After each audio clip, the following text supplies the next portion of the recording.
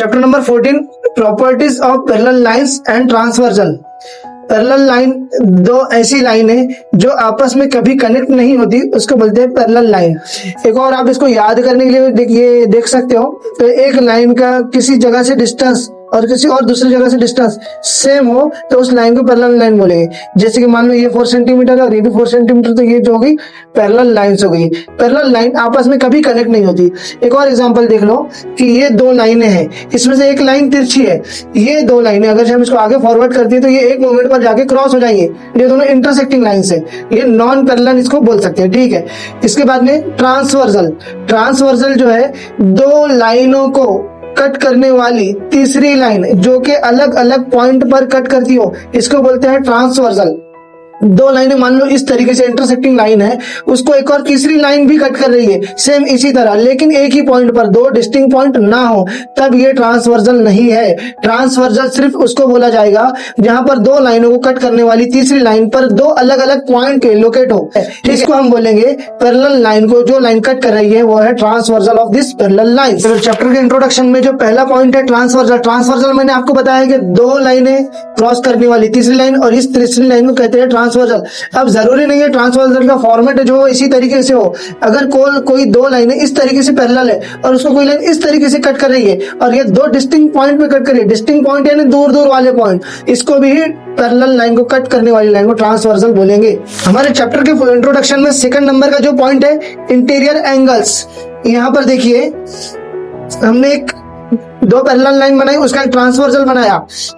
Interior angles, interior यानी अंदर का, और अंदर का एंगल यानी एक स्क्वायर है, उसके अंदर में 4 एंगल्स होते हैं। एक ट्रायंगल है, उसके अंदर में 3 एंगल्स होते हैं। तो ये जो अंदर के एंगल्स है उसको इंटीरियर एंगल बोला जाता है। अब यहाँ तो ना ट्रायंगल है ना स्क्वायर है, कोई एंगल जो एटलीस्ट 3 साइड से घिरा हो, 3 साइड से उसकी बाउंड्रीज हो, तब हम उसको इंटीरियर एंगल बोलेंगे। जैसा कि यहाँ पर जो एक एंगल क्रिएट हो रहा है ये 3 साइड से घिरा है, दो तो इसकी अपनी साइड है और तीसरी वाली सामने वाली लाइन, 1 2 3, ये 3 साइड से घिरा होने का मतलब ये अंदर की तरफ है, इसलिए ये वाला एंगल इंटीरियर एंगल है। अब क्या इसमें एक ही इंटीरियर एंगल है? नहीं, इसमें इसके सामने वाला भी एंगल इंटीरियर है, ये भी अंदर का है। इसके पीछे में इसके अंदर भी 2 इंटीरियर एंगल है, ये भी अंदर की चीज है। इसमें एक और होता है एक्सटीरियर एंगल। अब ये जो 4 एंगल है ये तो हमारे इंटीरियर एंगल हुए, लेकिन इसी के ऊपर वाला जो एंगल है वो एक्सटीरियर एंगल है, और एक्सटीरियर का मतलब होता है बाहर का या बाहर वाला एंगल।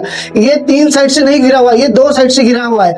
दो तो इसके खुद के आर्म है और सामने से तीसरी कवर करने के लिए कोई आर्म नहीं है, तो ये एक्सटीरियर एंगल हुआ। इसमें और भी 3 एक्सटीरियर एंगल है, एक इसके बाजू वाला, एक इधर नीचे साइड से जो बन रहा है, और एक इधर से, ये भी एक्सटीरियर एंगल्स है। चैप्टर में थर्ड पॉइंट जो है वो है interior alternate angle. Interior alternate, सबसे पहले तो देख लो अल्टरनेट एंगल क्या होते हैं। अल्टरनेट एंगल यानी जो एंगल्स जेड का फॉर्म क्रिएट करते हो उसे अल्टरनेट एंगल कहा जाता है। मान लो कि आपकी एक पैरेलल लाइन है, दो आपस में पैरेलल लाइन है, उसको एक ट्रांसवर्सल से कट किया जा रहा है, ठीक है। अब यहाँ पर जेड की फॉर्म क्रिएट हो रही है, मेरे पेन चलाने के तरीके को देखिए, जेड की फॉर्म क्रिएट हो रही है, और ये जो जेड के फॉर्म में जो एंगल बन रहे हैं इसको बोलते हैं interior angle, sorry alternate angle. और ये जेड का फॉर्म जरूरी नहीं है जैसा जेड होता है वैसे ही हो, ये 90 डिग्री पर भी जेड बना सकते हैं इस तरीके से, तब भी ये दोनों एंगल अल्टरनेट एंगल होंगे। और इसके अलावा मान लीजिए इस जेड को और आगे से इस तरीके से पुश किया जाए और जेड कुछ इस तरीके से बना, तब भी ये दोनों एंगल अल्टरनेट एंगल होंगे। और लाइन अगर ये दोनों पैरेलल लाइन है तो ये दोनों अल्टरनेट एंगल इक्वल भी होंगे। ये मान लो 110 डिग्री है तो ये भी 110 डिग्री ही होगा। ये मान लो 50 डिग्री है तो ये वाला एंगल भी 50 डिग्री होगा। इसको बोलेंगे अल्टरनेट एंगल। अब अल्टरनेट एंगल में भी 2 पार्ट होते हैं। पहला जो है ए, उसमें इंटीरियर अल्टरनेट एंगल। ये जो अल्टरनेट एंगल, ये हमारी जो डायग्राम है, ये पुरानी वाली जो हमारी डायग्राम है, इसमें जेड का फॉर्म क्रिएट हो रहा है। देखिए यहाँ पर जेड का फॉर्म, यहाँ पर जो अंदर की तरफ है इंटीरियर वाले वो इंटीरियर अल्टरनेट एंगल, और जो एक्सटीरियर है बाहर वाले, ये तो बाहर का है ये भी बाहर का है, तो इसका अल्टरनेट ये हुआ। अब आप बोलोगे कि यहाँ तो जेड की फॉर्म क्रिएट नहीं हो रही है, लेकिन इसको भी अल्टरनेट एंगल बोला जाता है। चैप्टर नंबर 14 का फोर्थ टॉपिक जो है, फोर्थ पॉइंट जो है वो है करस्पॉन्डिंग एंगल्स। करस्पॉन्डिंग एंगल देखो सेम वही अपनी डायग्राम, 2 पैरेलल लाइन एक ट्रांसवर्सल। इसमें जो एंगल, अगर मान लीजिए कि एक एंगल इसको x लिया तो इसका करस्पॉन्डिंग एंगल सेम उसी के जैसा होगा। जैसे कि ये दो लाइन को कट करने वाला एक ट्रांसवर्सल है और इस ट्रांसवर्सल के राइट हैंड साइड पर हमारा x एंगल है और राइट हैंड साइड पर और कौन सा एंगल है, राइट हैंड साइड पर एक ये वाला एंगल है, एक इसके नीचे वाला एंगल है और एक इसके नीचे वाला। तो इसमें से करस्पॉन्डिंग कौन सा है, करस्पॉन्डिंग है जिसकी साइड भी राइट की तरफ हो और उसका डायरेक्शन भी सेम हो। जैसे कि इसके नीचे वाला एंगल ये है x का करस्पॉन्डिंग एंगल, इसको x डैश हम नाम दे देंगे। अब ये वाला करस्पॉन्डिंग क्यों नहीं है, क्योंकि इसका जो एंगल है मतलब इसका जो डायरेक्शन है वो नीचे की तरफ है और ये वाला जो एंगल है इसका भी डायरेक्शन कहाँ है, नीचे की तरफ। तो इसका डायरेक्शन है ऐसे क्रॉस ऊपर की तरफ और इसका भी क्रॉस है ऊपर की तरफ, मतलब ये दोनों करस्पॉन्डिंग एंगल है। इसमें अब देखिए सेकंड एग्जांपल, मान लो कि हमने ये वाला एंगल लिया, इसका करस्पॉन्डिंग एंगल कौन सा होगा, तो इसका करस्पॉन्डिंग एंगल होगा ये, बिल्कुल उसी के जैसा। अब ऐसा नहीं कि इसके नीचे वाला आप इसको बना दो, नहीं, ये अगर से नीचे की तरफ है तो इसको भी नीचे की तरफ चाहिए, ये लेफ्ट को है तो ये भी लेफ्ट को चाहिए, ये होगा करस्पॉन्डिंग एंगल। हमने जो है चैप्टर के सभी टॉपिक्स का एक्सप्लेनेशन देख लिया है, कौन सा एंगल किस तरीके का होता है। अब इनका मेजरमेंट देख लेते हैं। जैसे इंटीरियर एंगल है हमारी दो पैरेलल लाइन, एक ट्रांसवर्सल, इंटीरियर एंगल ये भी हुआ अंदर वाला, ठीक है, ये भी हुआ और ये भी हुआ। अब इसमें एक इसके इंटीरियर एंगल के सामने को आ जाए, मतलब कि को इंटीरियर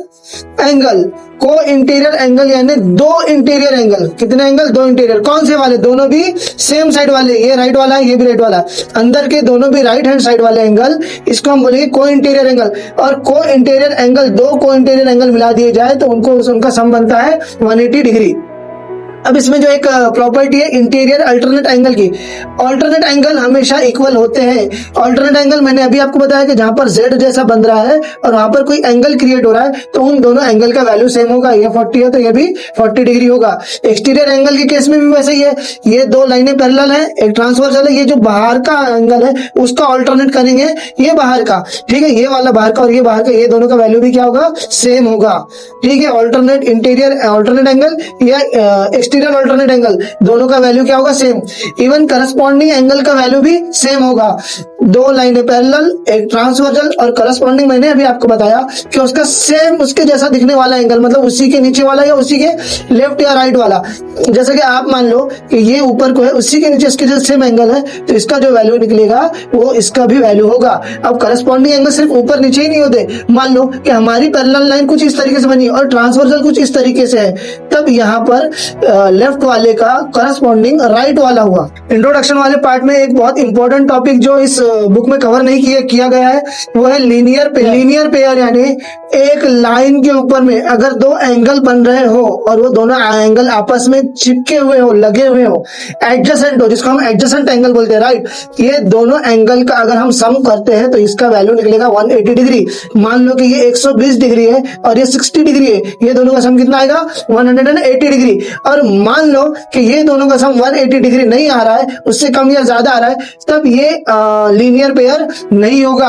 मान लो कि आपने एक 120 डिग्री वाला एंगल ले लिया और इधर सिर्फ 50 डिग्री वाला लिया, तब ये दोनों मिलकर बन रहे 170 डिग्री, 180 तो नहीं हुआ, तब ये लीनियर पेयर नहीं होगा। लीनियर पेयर वो एंगल होते हैं जो एक स्ट्रेट लाइन के ऊपर में दोनों का सम किया जाए तब उसका सम कितना बने, 180 डिग्री, तब उसको बोलेंगे लीनियर पेयर। लीनियर का मतलब होता है एक लाइन में बनने वाले दो एंगल जिसका वैल्यू 180 डिग्री, उसको बोलेंगे लीनियर पेयर, ठीक है। अब लीनियर पेयर जरूरी नहीं है इस तरीके से फ्लैट ही हो, लीनियर पेयर इधर भी बन सकता है। ये देखो एक ही लाइन में, ये जो सीधी लाइन है उसमें एक ही लाइन में ये दोनों एंगल बन रहे हैं और ये दोनों का सम कितना आता है, 180 डिग्री, उसको हम बोलेंगे लीनियर पेयर।